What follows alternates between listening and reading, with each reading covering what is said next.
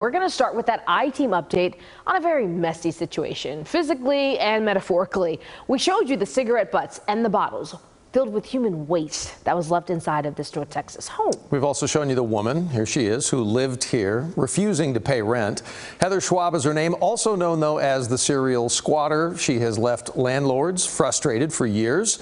She's finally, by the way, out of this home in Rowlett, but this case has led to a lot of questions about why it is so hard to get rid of what some lawyers call professional tenants who basically exploit the eviction process. Andrea Lucia getting some answers for us tonight. 2 months after the checks started bouncing, Heather Schwab is out of the Rowlett house. Its owners say she leased under a different name. It's not as bad as I thought it was going to be. Colin Davis knows that eviction could have stretched on for months. And I am aware of cases in Dallas County that are still pending that have been sitting there for at least 6 months and nothing's happened. Attorney Jeff Sprague has dealt with Schwab before. 2017, I actually handled 3 separate cases in a span of 6 weeks in the same neighborhood in Frisco. Some viewers have asked why it's so hard getting someone like Schwab out. Some of you have even offered your own suggestions.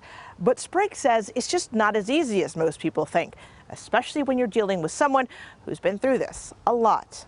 Schwab, as we've reported, has been evicted more than 20 times in North Texas alone. Although Rowlett police are now investigating, law enforcement, Sprague says, will often tell homeowners they need to settle these cases in court. The process for eviction is a civil process. It's easy for law enforcement to say we don't want to get involved. Sprague says attorneys also discourage trying to force tenants out on your own by cutting utilities or any other means. Why don't you just go in with guns and drag them out by your horse? Sprague says that could get the landlords in trouble with the law. Because the idea is we don't want self-help. We don't want the Wild West. We don't want a landlord coming in with their own guns and dogs and sending their tenant out.